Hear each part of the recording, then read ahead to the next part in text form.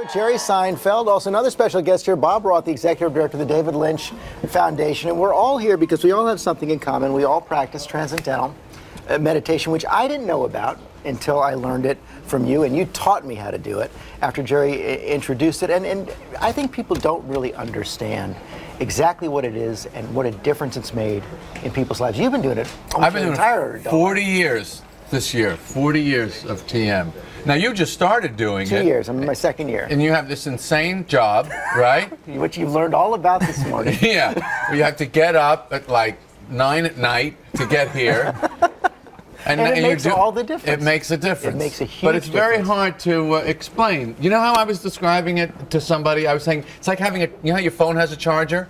It's like if you had a charger for your whole body and mind. That's what TM is. And you said something very important to me when we first started, because it was one of the questions I had. You said, this is not a religion.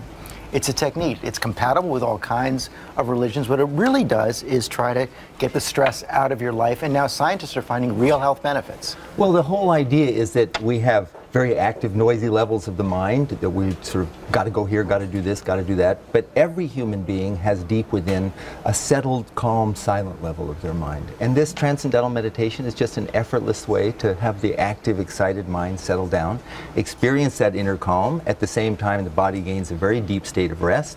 That rest eliminates stress. You have more energy, wakes up the brain, and you guys can do your jobs. Right, and the American Heart Association actually says it works. No, the American Heart Association just came out with a study a month ago that showed that transcendental meditation highly effective for reducing high blood pressure, for reducing risk of stroke, and actually reducing mortality rates by almost 50% from people who've been meditating for 5 years. Well, and they find that hosting morning television is just the opposite. All of those things. It counteracts it all. Aging and anti-aging. All of it. Yeah. So I'm just keeping it in balance. Yeah. Basically fighting You died the exact same day. You would have. Yeah. That's really reassuring, Jerry. Yeah. Thanks very much. Welcome. You're also doing some I'm going to move over right now to some very exciting work you guys are doing, because it's not just, it can help anybody, but you guys are going into schools right now, helping at-risk kids, helping soldiers coming back from Iraq, Afghanistan, who are suffering from post-traumatic stress, also women who've been the victims of violence. Well, I mean, for example, the Department of Defense just provided a $2 million grant to study the effects of transcendental meditation on post-traumatic stress disorder. The fact is, as Forbes magazine said, stress is the black plague of the 21st century. It's an ugly thing.